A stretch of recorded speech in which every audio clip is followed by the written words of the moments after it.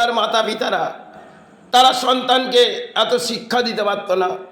কেন কিছু ঘরের সন্তান ছিল তাদের মাতা পিতার কাছে অর্থ থাকতো না, তারা সন্তানকে পারিশ্রমিক কাটাতে বলতো। কেন তাদের দানপত্য জীবনটা এতটা সুখের ছিল না, কিছুটা দুর্ভোগ তাদের কাটাতে হয়েছিল মাতা পিতাকে আর সন্তানকে নিয়ে। তখন একটা সময় অন্ন সংকটও এসেছিল এই রাজ্যে, যেখানে মাইলো খাওয়ানো হয়েছিল। তাই কিছু সময় বাংলায় হয়তো অর্থের কারণে আমরা আবির্ভাবের সেবা দেখেছি, কিন্তু একটা সময় দারিদ্রতার মাঝে বাংলা ছিল, আর সেই দারিদ্রতা বাংলার মানুষ কাটিয়েছে, দুর্ভোগ তারা জীবনে কাটিয়েছে। সেটা বর্তমান সময়ে আমরা পারবো না। সে সমস্ত মাতা পিতা তারা যে জীবন ভোর কাটিয়েছে, করে অন্যের আহার কম, আর সন্তানকে কর্ম জায়গায় পাঠিয়ে দিত, যা বাবা তোকে বই পড়তে হবে না, আর পড়ালেখা করার আমার ক্ষমতা নেই। তাই তারা সন্তানদের কাজে পাঠিয়ে দিত, আর সন্তানরা কর্ম করে খেত, যে কাজ কর্ম করে সন্তানরা খেত। তখনকার দিনে আমিও অ্যালুমিনিয়ামের কাজ করেছি। সময় পিতা রিক্সা চালাতেন, আর দারিদ্রতার মাঝে জীবন ছিল। তাই সে সময় বড় জীবন যাত্রার লড়াই ছিল। তখন 16 আনা পয়সা রোজ ছিলেন। সেই রোজ একটা সময় আমি পেয়েছি, সারাটা হপ্তাহ কাজ করে হয়তো 10টি টাকা কি 12টি টাকা সঞ্চয় হয়েছে। তাই সেই সময় হয়তো দারিদ্রতার মাঝে কাটিয়েছি। তারপরে এক জীবনে ইঞ্জিনিয়ার এলো, সে কিছু দুর্ভোগটাকে কাটাতে গেল, কিন্তু ভাগ্যের বিধাতা সেটা দেয়নি, তাই তিনি সেটা পারলেন না। তিনি বহু মহান ব্যক্তি ছিলেন। যখন আমার বাসস্থানে এলেন, যেটা আমার পুরনো বাসস্থান, তাই বহুদূর পথ তিনি গাড়িটাকে রেখে এলেন। তার মনোভাবনাটা একটা আলাদা পরিস্থিতি, সেই মনোভাবনাটা আমাদের বাংলায় আর ফিরে পাবো না। তিনি বহু দূর পথ, আমার বাসস্থান থেকে 1 কিলোমিটার দূর তিনি বাসস্থানে, আমার বাসস্থানে এলেন। তিনি সন্তান হিসেবে আমাকে লালন পালন করতে চেয়েছিলেন, আর মাতার তখন অসুস্থতা। তাই সে সময় মাতাকে বললেন যে দেখো, তোমার সন্তান থেকে আমি কোল থেকে কেড়ে নিতে চাই না, তবে তাকে আমি কিছু শিক্ষা দিতে চাই, আর আপনি যদি পারেন তাকে আমার ওপরে ছেড়ে দিন। তাই মাতা কাঁদতে লাগলেন, আর তিনি বললেন দেখুন, ওনার জন্যে আমার দরজা খোলা রইল, যতক্ষণ আমি জীবিত আছি আমার দরজা খোলা রইল। তারপরে আমি যখন আমার পিতাকে নিয়ে গেলাম, এবং লেখাপড়া জানি না, তার বাসস্থানটা কলকাতা ইলেক গার্ডেনে, সেখানে ঘুরতে ঘুরতে ঘুরতে ঘুরতে তার বাসস্থানে পৌঁছালাম। এবং বাসস্থানে কিভাবে যে আমি পৌঁছালাম সেটা মায়ের খেলা। তাই যখন বাসস্থানে পৌঁছালাম, তিনি দাড়িতে লেশন লাগাচ্ছিলেন। তারপর পরিবারকে বললেন দেখুন, আজ সন্তান এসেছে। তখন আমি ঘরে গেলাম, সে অপূর্ব বাড়ি তিনি করেছিলেন। সেই বাড়িতে যখন আমি যেদিকে হাত দিচ্ছি, তখনকার দিনে তার বহু অর্থ ছিলেন। তিনি বহু সময়, একটা সময় দারিদ্রতা কাটিয়েছিলেন। মাতা পিতা মারা গেলেন, আর পথে বসে তিনি বিড়িও বেঁধেছিলেন। সেই ব্যাখ্যাটি আমার দারিদ্রতা শুনেছিলেন একটা রেলের মাঝে, যে রেলটা থেকে আমি হায়দ্রাবাদ শহর থেকে আসছিলাম।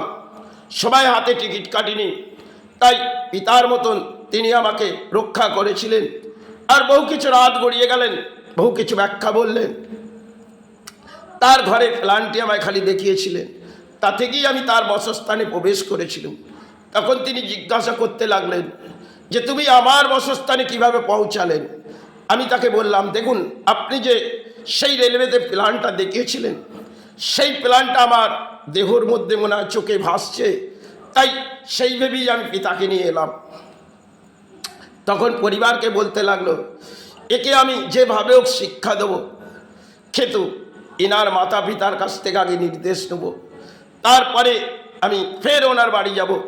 তখন বাসস্থানে যখন এলেন, মাতার শরীর খারাপ মায়ের, তা বাড়িতে এসে বহু কিছু দেখলেন।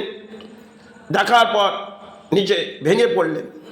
কেন ভেঙে পড়লেন? একটা গরিব ঘরে এসেছি, আর তার সন্তানকে মা অসুস্থতা কেড়ে নিয়ে যাব, তাই আমি তাকে কিছু নির্দেশ করি, তার মাকে দিই।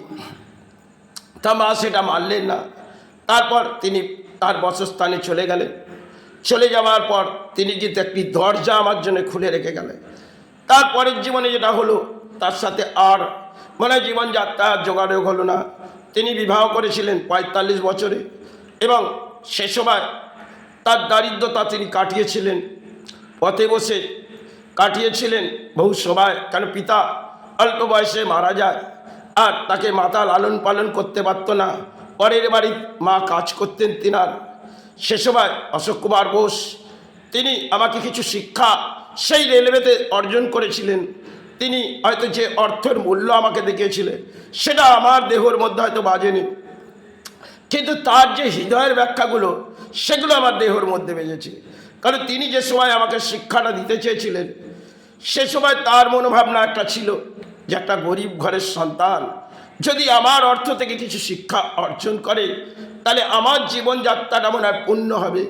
তাই তিনি সেইভাবেই এগিয়েছিল। যাই হোক, সেই পথটা তেনার ছিল, আর সন্তান হিসেবে তিনি মেনেছিলেন। জীবনযাত্রায় তিনি হয়তো সন্তান ভেবেছিলেন, তাই সে আজ হয়তো নেই, শ্রীচরণে চলেই গেছে। বহু সময় হয়তো তিনি আমাকে জীবনযাত্রার মাঝে কিছু ভেবেছিলেন। সে সময় যে তিনি যে আমাকে কিছুটা রেলওয়েতে গাড়িতে যখন একা আসছি, হাতে কোনো টিকিট নেই, আর আমাকে রক্ষা করতে লাগলেন। সে সময় ভিআইপি একটি কোঠা ছিল, সেখানে একটি ইঞ্জিনিয়ারের ডাব্বা, ছটি মানুষ যেতে পারবে, সেই ডাব্বায় আমি উঠে ওনার বেটেই বিশ্রাম নিয়েছিলাম। আর সকাল যখন রেলওয়ে ছাড়ছে, তখন রেলওয়ে প্ল্যাটফর্মে তাকেই জিজ্ঞাসা করেছিলাম, আর গিয়ে তারই সিটে গিয়ে শুয়েছিলাম। তাই তার মনোভাবনাটা আলাদা ছিল। সবাই বাংলার মনোভাবনা বহু মানুষের আলাদা ছিল। আজ আমাদের মনোভাবনাটা ঘরে ঘরে একটা অনুভব আলাদা হয়ে গেছে। তাই তিনি যা শিক্ষা আমাকে অর্জন করেছিল পিতার মতন, সেই শিক্ষা আমি আজ সমাজ থেকে পাবো না। তিনি যেভাবে আমাকে বুঝিয়েছিলেন সন্তান হিসেবে, যাই হোক, তাকে প্রণাম জানাই। তিনি হয়তো চলেই গেছে বহু সময়, তাই যদি কোথাও চলে যায়, এটাই তাকে প্রণাম জানাই। তারপরে আমার জীবনযাত্রা হলো, হায়দ্রাবাদ চলে গেলাম, ফের এই বম্বে চলে গেলাম, আবার কর্মের লড়াই করলাম হায়দ্রাবাদ থেকে। তারপর আস্তে আস্তে বহু কিছু জীবনে কাটতে লাগলো। সুখ ভোগ দুঃখ ভোগ মানব জীবনে আসে। হয়তো দারিদ্রতার মাঝে বহু সময় হয়তো কেটেছে, আর কেটে গেছে এক জরা ব্যাধি। কেন ব্যাধি হয়তো জীবনে একটা কাজ করে আছে, তা নিয়ে হয়তো যেতেই হবে। বহু দূর পথ যখন এসেছি, ফিরে তো আমায় যেতেই হবে। তাই যারা আমাকে শ্রদ্ধা করেছে, তারা বহু কেউ আজকে চলে গেছে, আর বড় একা আছে। আমার গুরু একটা সময় আমাকে একটি জায়গা সৃষ্টি করতে চেয়েছিল, ধর্মের জায়গা, কিন্তু তিনি সেটা পারলেন না। মন্দির গড়ে উঠল, তিনি স্বর্গলাভ হলো, অদ্ভুত ব্যাপার। তারপরেই এই মন্দিরের সেবা হয়তো আমি যেটুকুন পারলাম করলাম।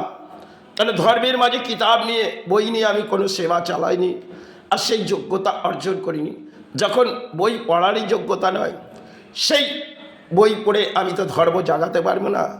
আর মা করে হয়তো চিৎকার করে ধর্মের আশ্রয়টা নিলাম। কিছু ভাবলে অধর্মই ভাববে, কেন ধর্মের মাঝে যখন এসেছি বহু কিছু পাপও হয়েছে। কেন কর্ম করেছি, সাথে ধর্ম নিবেছি। যদি কিছু ভুল হয়ে যায়, মা আমায় ক্ষমা করে। বহু রাত গড়িয়ে যাচ্ছে, সেবার মাঝে আসতে হবে। জয় গুরু, জয় মায়। আমার শ্রীহরি গুরুকে প্রণাম জানিয়ে, ঠাকুরকে প্রণাম জানিয়ে, মা শারদাকে প্রণাম জানিয়ে, ভারতবর্ষের সমস্ত গুরুকে শ্রীচরণ শতকোটি প্রণাম জানিয়ে আমি সেবার মাঝে আসবো। সেবার।